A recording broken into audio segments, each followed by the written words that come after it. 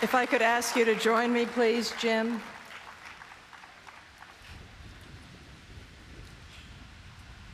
Oh, I gotta give my binder. Oh.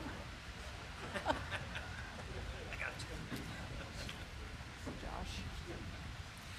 And as chairman of the National Baseball Hall of Fame, it is my honor, Jim, to welcome you to the Hall of Fame family and to ask the commissioner to please read the inscription on your plaque.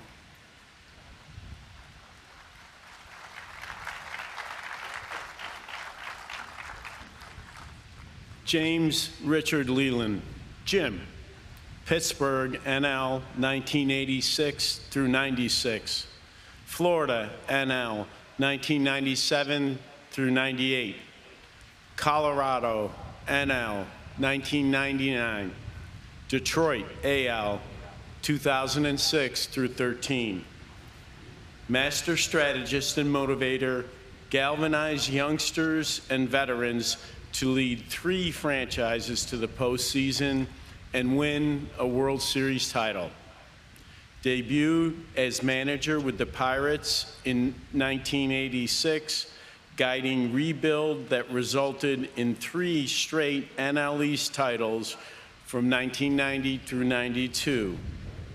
After 11 seasons in Pittsburgh, melded a reassembled Marlins team into world champions in 1997. Over 8 seasons at the helm of the Tigers, piloted team to 3 first-place finishes and AL pennants in 2006 and 2012. Winner of Manager of the Year award twice in NL, 1990, 1992, and once again in AL, 2006.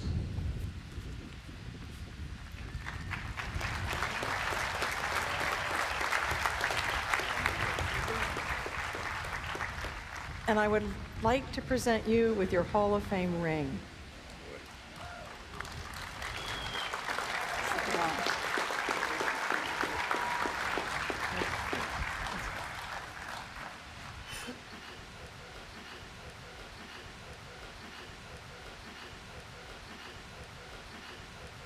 Ladies and gentlemen, Jim Leyland.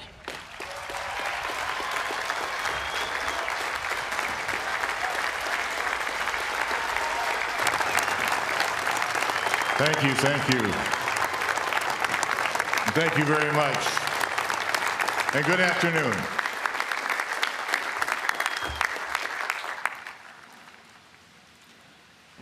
My contributions to our beautiful pastime pale in comparison to the joy that is brought to my life. From the heart of a little boy and the soul of an old man. Commissioner Manfred, Hall of Famers, family, friends, and fans. I would like to thank Jane Forbes Clark, Josh, John, and Whitney for a most memorable weekend. A heartfelt thanks to the Contemporary Committee for voting me this most prestigious honor. Congrats to Adrian, Todd, and Joe on your election, and certainly most honored to be going in with you. I'd like to thank every player that ever played for me, minors and the majors, because I'm here today because of you and the 4 organizations that gave me the opportunity to manage their major league team. I would like you to meet my wife, Katie, my son, Patrick, and my lovely daughter, Kelly, right here in the front row.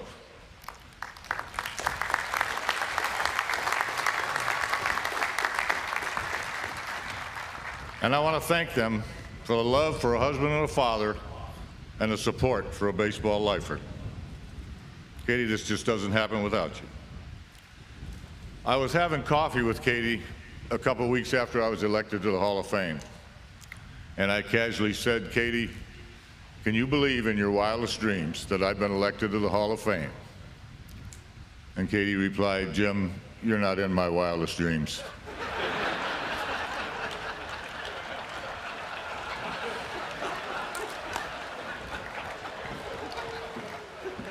From the sandlots of Perrysburg, a jewel of a town in northwest Ohio to grow up in, To a Hall of Fame stage in Cooperstown is a long journey. Shortly after high school, I signed a pro contract with the Detroit Tigers. The scout that signed me was named Herman Kander, and I think he was fired 24 hours after that transaction was announced. I bounced around the minor leagues for 7 years as a player and a player coach, but I want to sum up my playing career real quick with this quick little story. Eddie Brinkman played shortstop 15 years in the big leagues. We both managed in the Tiger organization and were on the White Sox coaching staff at the same time. One day I said to Brink, "I looked up your career batting average and it was 224. He said, "That's right." I said, "Heck, Brink, mine was 222. And Brink said, "Yeah, but mine was in Washington, Detroit, St. Louis, and New York, and yours was in Lakeland, Jamestown, and Rocky Mount. That's a big difference." In 1971, Hoot Evers of the Detroit Tigers hired me to manage the Rookie League in Bristol, Virginia. And that was the beginning of an 11-year managerial run in the minors, including Bristol, Clinton, Iowa, Lakeland, Florida, Montgomery, Alabama, and Evansville, Indiana. I learned so much in those 11 years: how to handle players, experiment with strategy, and believe it or not, I read and learned the baseball rule book.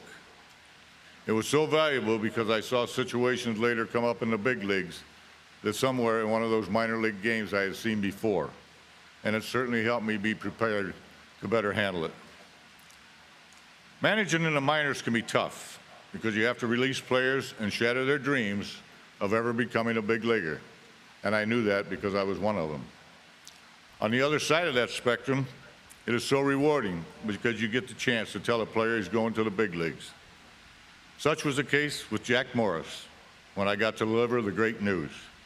He went on to become one of baseball's best big game pitchers and is seated behind me today here in the Hall of Fame.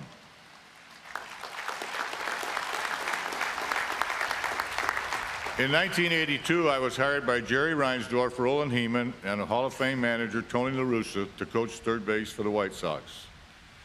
And while my minor league managing was a stepping stone to where I was trying to get, the Chicago White Sox job was my springboard to my major league managing career. Why? Because I felt like it was the final test that I had to take to see if I was ready. And Tony was so influential on showing me what it took to run a big league club. And I've often said Tony La Russa did not make me a manager, but he made me a major league manager. I later scouted for Tony and general manager Walt Jocketty with the St. Louis Cardinals. In 1985, I got my chance when Sid Thrift of the Pittsburgh Pirates hired me to manage the Buccos.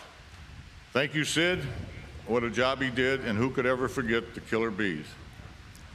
It was my first of 4 teams that I had the honor to manage: the Pirates, the Marlins, the Rockies, and the Tigers. And there was something special about all of them. The Pirates, because they gave me my first chance, and I'll never forget that. And there are some Pirate players here today: Bob Walk, John Wayner, Andy Van Slyke, and I certainly have to mention Barry Bonds, Bobby Bonilla, Jay Bell, Doug Drabeck. I'd love to mention everybody, but I just can't.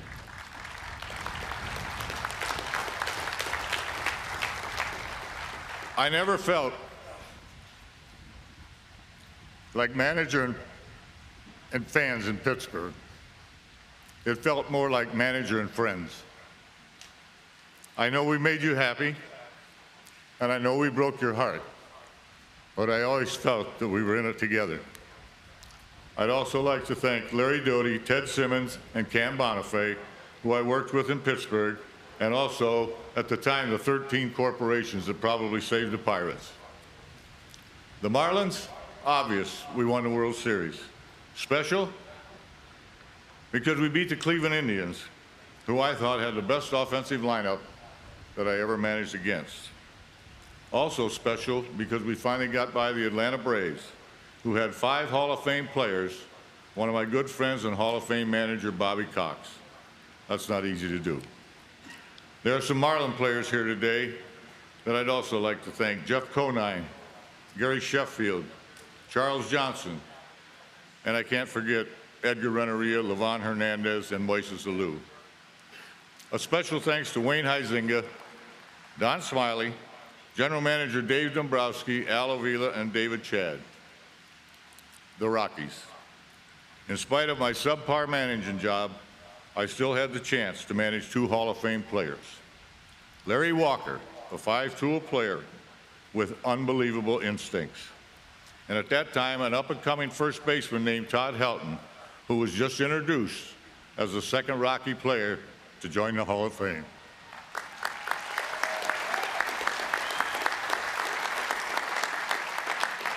I'd be remiss if I didn't mention Vinny Castillo, Dante Bichette, the late Darrell Kyle, the late Darrell Hamilton, and there were plenty more. A special thanks to the late Jerry McMorris, Dick and Charlie Mofford, and of course my general manager, Bob Gebhardt, a baseball lifer like me. Detroit Tigers, pretty simple. Signing some 40 years before with the Tigers, I finally got to Detroit in 2006. It took a long time. When I got there, I had a reunion with Dave Dombrowski, one of baseball's great GMs in any era, Al Avila and David Chad, and it was a great reunion. Owner Mike Ilitch was the most passionate owner that I've ever been around. The entire Ilitch family went above and beyond to make my time in Detroit so special, and Chris Ilitch and President Scott Harris are still doing that today. 2 American League pennants, 2 World Series appearances, 3 straight division championships, and some of the most knowledgeable fans came out to the tune of 3 million people several times. How'd that happen? Because players like the unforgettable Maglio Ordonez, Hall of Famer Pudge Rodriguez, and of course the great Miguel Cabrera. And I'd like to mention a few more. Placido Polanco, Curtis Granderson, Todd Jones, Fernando Rodney, Justin Verlander, Max Scherzer, Alex Avila, who's here today, and I appreciate Alex, and the old-timer Kenny Rogers. I'm asked a lot, what were your keys or priorities to managing? Some of mine were as follows. Try to get the front office, the major leagues and the minor leagues all on the same page. Try to make the clubhouse a fun place to come and a great place to work, and get that temperature just right. As manager and coaches, we always wanted to get the best version of the player, the respect of the competition, and the people that watched us play.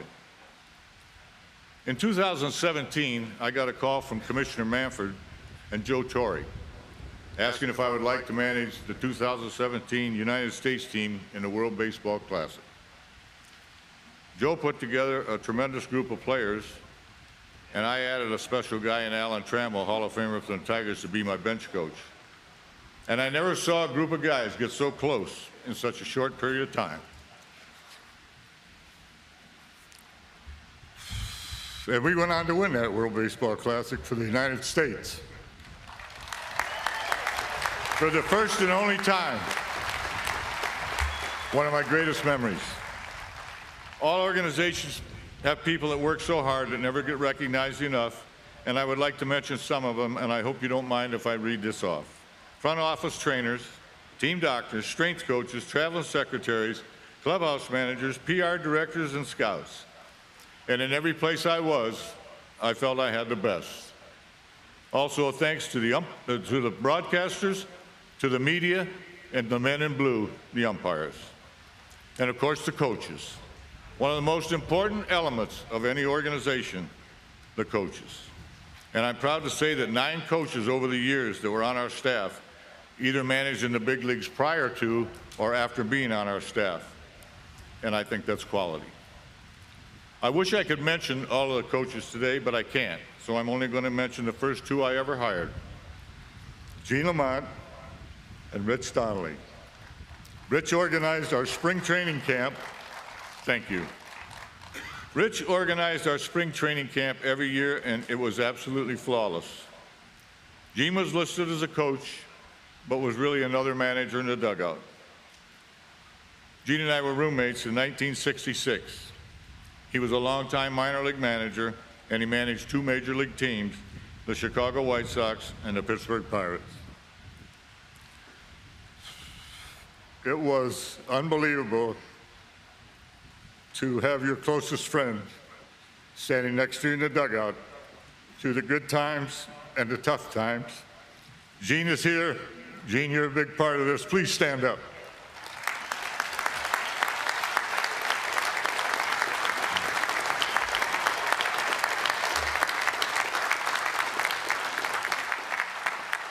And in closing, I would like to say this to the fans.